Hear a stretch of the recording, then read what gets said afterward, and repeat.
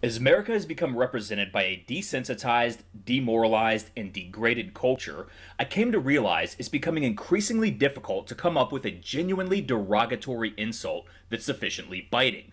A true jugular puncher, if you will.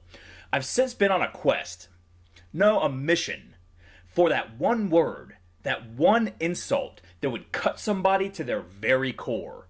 And it wasn't until I read this article from Breitbart that I realized such an insult actually exists. So strap in, you fucking Ilhans, because I'm about to get revved up. Never tell them who I am. Well, how dang, I'm a man. 6 shooters in both my hands. I'm a cold-blooded brother, a real bad mother. Watch out, honey, here I am.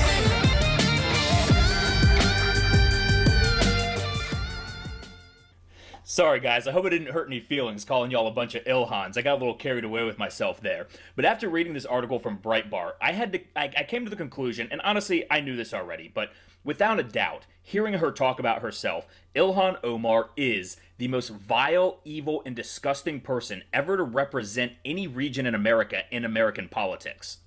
She is the worst. So from Breitbart here, Ilhan Omar, hate for me is anti-Muslim, anti-immigrant, anti-black, and sexist. That's funny because according to her track record, hate for her is anti-Semitic, anti-American, anti-white, and well, also sexist. You know, you could put each and every one of those shoes on the other foot, and she represents it to a T. She's an inversion of everything that she says she faces. In fact, I think what it actually is I think she is filled with self-loathing. I think she really just genuinely hates herself and then projects all of that hatred onto us, thinking that we view her that way because she's Muslim, an immigrant, and black. When in reality, nobody in America cares about that. The reason we hate Ilhan Omar, and yes, I know hate is a strong word, but she about warrants it in its true understanding. And I don't mean hate in terms of the modern day. You have a political you have a political disagreement with me, so that's hatred. No. I mean, it's pretty close with this woman just because of how evil and vile and disgusting she is. So, I do think that she is really kind of riddled with a lot of her own issues that she projects onto us because nobody cares about that stuff. We hate her. Sorry, I know I lost track there. We hate her because she doesn't represent anything that America stands for. She comes here from one of the worst countries in the entire world and is able to come here as a refugee and work her way all the way up to Congress. And she has disdain for this country. She's the living embodiment of everything America should represent, yet she has nothing but guile to spew for this country. That is why we hate you, Ilhan Omar. Not because you're Muslim, not because you're an immigrant, not because you're black, or because you're sexist. It's because you're disgusting. So, Representative Ilhan Omar touted her intersectional oppression in an interview with the New York Times, lamenting that she constantly has to deal with the hate of anti-Muslim, anti-immigrant, anti-blackness, but also with sexism in the United States. You know, she might actually get, like, slurs and things like that thrown at her, but I would be willing to bet that most of any kind of anti-Muslim, anti-immigrant, and anti-blackness insults and slurs that she gets has more to do with her hatred for America than any of those.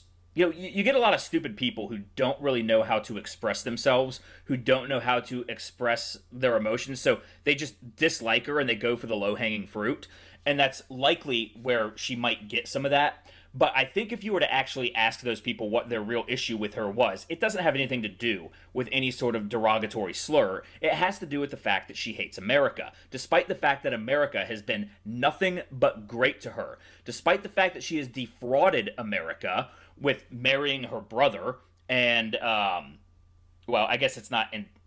Look, she married her brother. Let's not get in... I mean, allegedly married her brother, okay? I'll protect myself with that. Allegedly married her brother. And defrauded the United States in that sense. And while also breaking a number of laws regarding, well, incest, but I don't know whether she actually broke those laws in consecration or not. Let's not get into that. Let's not go down that path. I don't even want to know. Don't even want to know. So, Omar made the remark when asked about a controversial passage in her autobiographical book, This Is What America Looks Like, My Journey from Refugee to Congresswoman. The left, another interesting thing is the left is able to see all the problems, but is never able to diagnose their root causes, their root issues. The fact that she writes a scathing book about This Is What America Looks Like, while also talking about her journey from a refugee to a congresswoman, it's like one half of the sentence, because we know it's going to be imbued in the first half of the sentence. This is what America looks like, sure. We can make our assumptions of what America looks like to her, considering that she's talking about dealing with anti-Muslim, anti-immigrant, anti-blackness, anti-sexism, the whole world hates me kind of thing. America hates me. So obviously This Is What America Looks Like has to do with that. And then her journey from refugee to congresswoman. It's like she doesn't even realize that the second half of that title completely upends and negates the first half. So she was asked about a controversial passage in her autobiographical book in which she wrote, I am by nature a starter of fires. My work has been to figure out where I'm going to burn down everything around me by adding the fuel of my religion, skin color, gender, or even tone. So, first of all, starter of fires, not a great choice of words considering half of the country is on fire right now, and she's been fueling or fanning those flames with her rhetoric. So her work has been to figure out where I'm going to burn down everything around me. And see, this goes exactly to the core of her mentality. She is a destructionist. She doesn't build anything. We were gracious enough to let her come here as a refugee, and her response is to look around and see what she can burn down. I think we need to go into her home for, go into her home for dinner, and then, when she's not looking, just start breaking all the vases, throwing rocks through windows. What? I'm just looking for everywhere around me for something to break, right? That's what you do, isn't it, Ilhan? And so she says by adding the fuel of her religion, of her skin, of her gender. So to her, she sees the entire world through that lens of her religion, of her skin color, of her gender. So when she's sitting there saying that she has to deal with anti-Muslim, anti-immigrant, anti-blackness, and sexism all the time, I think what she is doing is taking just any kind of slight at her and then placing the blame of it on all of that. On all of her intersectional, immutable characteristics. This is her mentality. It's not America's. And that is the key point. She takes the evil deep within her, and then because she's a Democrat, because she's a leftist, because she's far left, she holds no accountability to herself. So she takes all of that evil inside of her and says, it's not me, it's you. That's what she's doing. She is a spiteful, hateful woman. Remember when she was talking and she starts laughing about 9/11 and, because some people did something. You may not be from America, Ilhan Omar, and no, this is not an anti-immigrant slight. But you do not come here as an immigrant and start mocking one of the biggest tragedies in American history on our soil.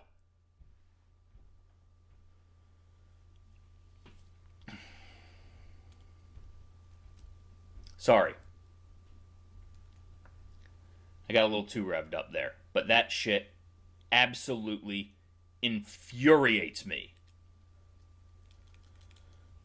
So she says here, so she was asked, couldn't that kind of language be interpreted as a form of demagoguery?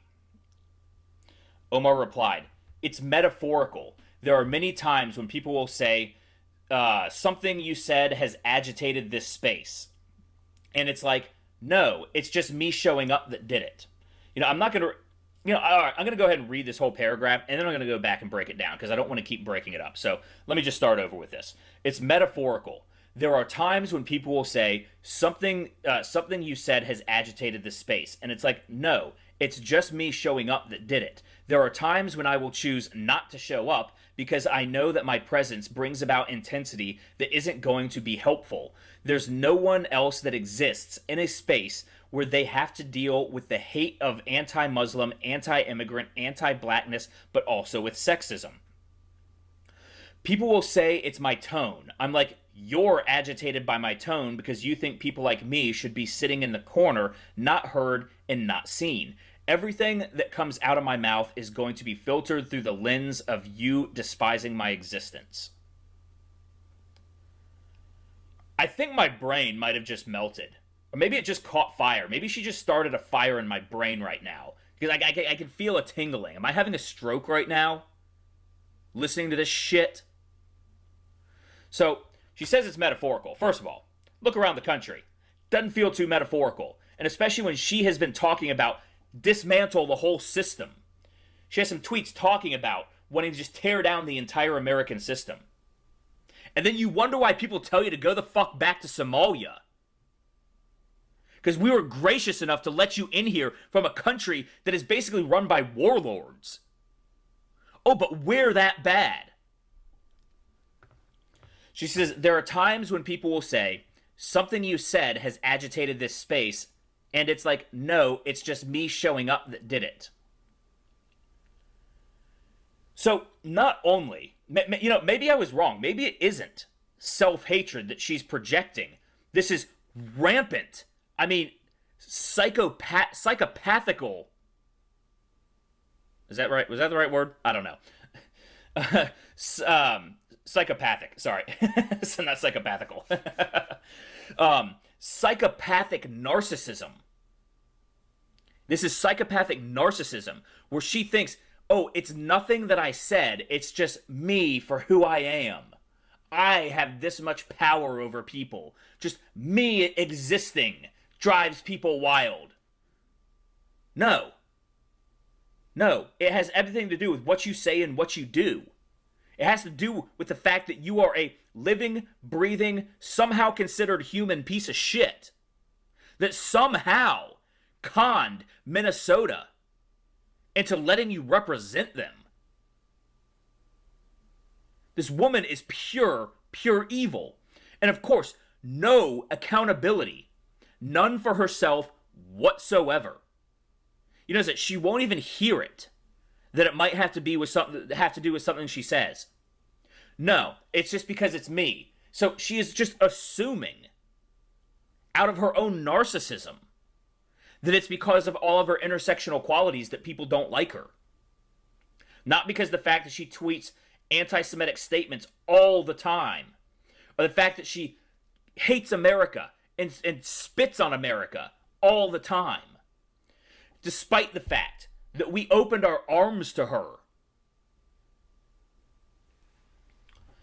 So she says, there are times when I will choose not to show up because I know that my presence brings about an intensity that isn't going to be helpful. So basically, she thinks of herself as some sort of goddess, it seems like, where wherever she goes, everything revolves around her. Whatever happens because she's there, or it doesn't happen because she's not there. No. No. This woman is off her fucking rocker and drunk on her own damn self. Alright. So she goes on. There's no one else that exists in a space where they have to deal with the hate of anti-Semitism, anti-immigrant, anti-blackness, but also sexism. She's literally saying that she's the only black woman Muslim immigrant in America. That's what she's saying right there. This is the depths of her ego. This is how fueled by narcissism she is. That she thinks she's the only single person, that she is the one. Ilhan Omar is the one. No. You are just a woman in America. That's it. And because you view yourself, you put yourself on such a pedestal for your intersectional characteristics and act like such a psychopath about it, then you blame it on, then you blame your intersectional qualities for why people don't like you. How about you just try being a likable person? You know, that is one of the keys to all of these leftists that they don't seem to understand. They always fail because they're these wretched, screeching weasels. If they were just likable people, if they just put a smile on their face and were friendly to people, then they would be doing just fine. Just fine. But that's the thing with the left. No accountability. Nothing's ever their fault. It's always somebody else. And when you can't come up with the reason, or when the reason is so obvious that it's something you did, and you're not willing to accept that, you have to invent new reasons for why things aren't working out for you. And you just go to, again, the low-hanging fruit. The same reason those people that might have insulted you for those are just reaching for low-hanging fruit. That's exactly what you're doing too. So she continues, I'm like, you're agitated by my tone because you think people like me should be sitting in a corner, not heard and not seen. If you're talking about people who come to America and then hate America, then yeah, you shouldn't be heard or seen. In fact, you shouldn't be within our borders. But if you're talking about a black person, an immigrant, a Muslim person, or a woman, no, that has nothing to do with it.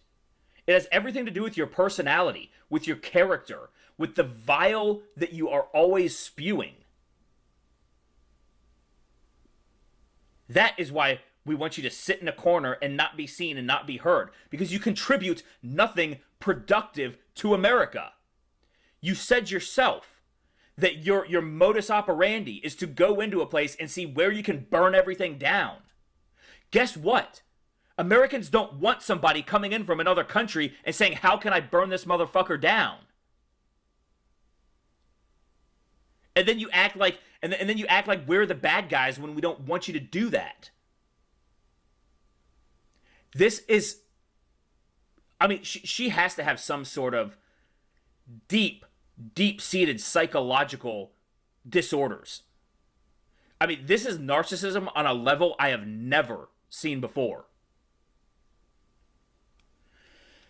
So she continues, everything that comes out of my mouth is going to be filtered through the lens of you despising my existence. No, you filter everything through that lens. And we're disgusted by the fact that you filter everything through that lens because America has worked so damn hard to not actually be that. We're one of the few places in the world, Western civilization, that no longer views the world through these intersectional lenses.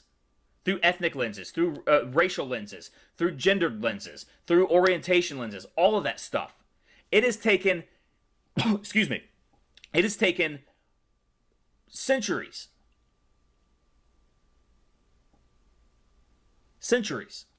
for us to get to this point. But there are people who hate the ideas and the values and the principles of equality and freedom so much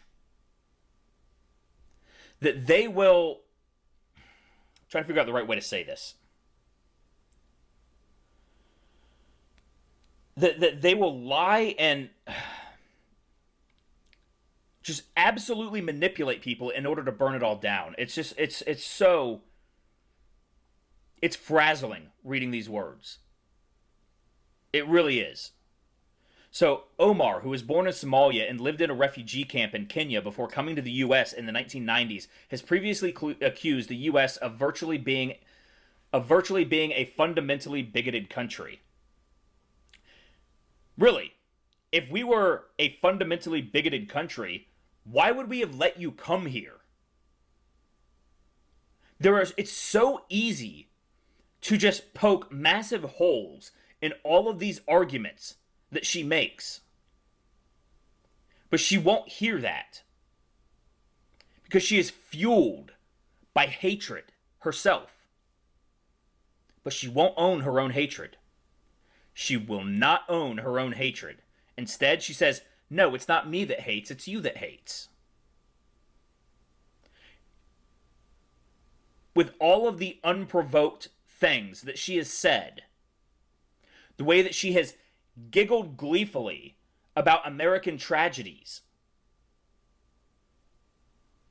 how can you tell us that it is our hatred towards you and not your hatred towards us? You know, if you approach somebody with hatred, don't expect to make a damn friend. This is just called being a human 101.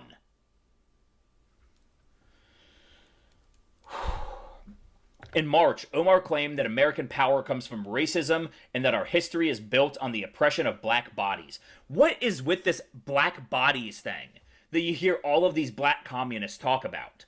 You know, we hear Ayanna Pressley talks about it too. The beauty of my black body. Like, it's weird. It's weird. It's kind of like when you call somebody, when you call people humans instead of people. Like, hey, there's a bunch of humans over there. It's like, wait, what are you, not one of us? You're black bodies? I think it has something to do with that they're trying to have some sort of subconscious morbidity tied to it. When you think of bodies, you think of a dead body. You know, because as a living, breathing human, we are more than a body. In fact, our body is just the vessel that carries who we really are. But of course, the left, always superficial. Always about the superficial qualities. The superficial aspects. So it really shouldn't be surprising that they refer to themselves as black bodies. What about black souls? What about... It's just... I'm so done with these people. I'm so done with these people. Like, I am ready to just go full Pinochet. And I hate that I have to say things like that. But I'm ready for Trump to just fire up the helicopters and go full Pinochet on these people. Because they are ruining everything that is good. I mean, you heard her. All she thinks about is, how can I burn this place down? Why are we granting courtesies to these people? Why are we granting courtesies to people who just want to burn it all down? They shouldn't be allowed here. I don't know what we need to do. And, you know, it sucks because ideally, you know, what they're proving is that these utopian communists whose ideas for a world are just this absolute pipe dream. We had a good thing going with the idea of liberty until they came in and proved that liberty can't defend itself. And now it's making this pure libertarian society feel like just as much of a pipe dream as the communists. But it'd be fine without them.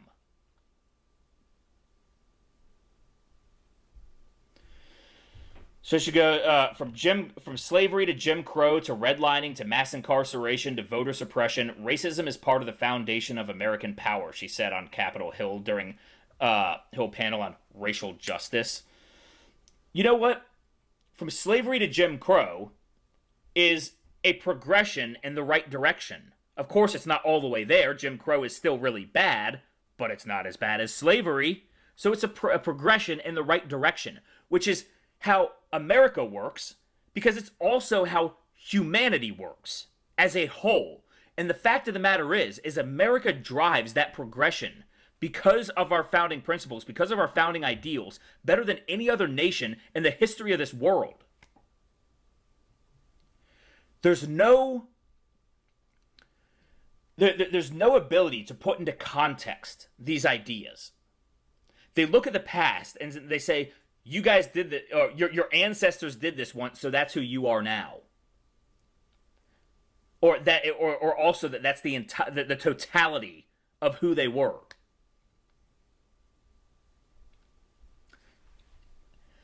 Ilhan Omar is pure, unadulterated evil. And I think we need to find out what was going on with her brother and what kind of fraud, and we need to get her out of office. If there's anybody who has broken their oath of office, it is Ilhan Omar. And then, of course, she goes out on there was like a week-long period where she put out like 3 or 4 or 5 anti-Semitic tweets that just constantly garnered her attention for her own hatred, for her own bigotry. And the House, or the Republicans in the House, called on a resolution to condemn her for it. And the Democrats would not even do it. They came up with some bastardized resolution that condemned bigotry of all forms and refused to name Ilhan Omar by name, despite the fact that she was basically on a serial anti-Semitism spree. But no, they're going to let them get away with that because she's a Democrat, and Democrats will never hold each other accountable. There's no accountability on the left. And yet they want us to have all kinds of accountability. They want us to have accountability for 2016 when it comes to when it comes to the new Supreme Court justice, despite the fact that there are glaring differences in the power structures which represent the will of the American people. So they want us to have all kinds of accountability for everything so that we can just roll over and die for them. That should be the Democrat slogan. Roll over and die. Because that's how they treat America. That's how they treat our Constitution. That's how they treat our founding principles. That's how they treat anybody who disagrees with them. It's roll over and die. So in October 2019, Omar attacked the U.S. and its foreign policy, saying, "Americans don't like being reminded that we have been a villain in other parts of the world. We're very comfortable being the hero in every story," the lawmaker told TBS's Full Frontal with Samantha Bee. "We are not comfortable anytime someone reminds us we have been a villain. It's my job to make sure we can end this story as a hero." Now,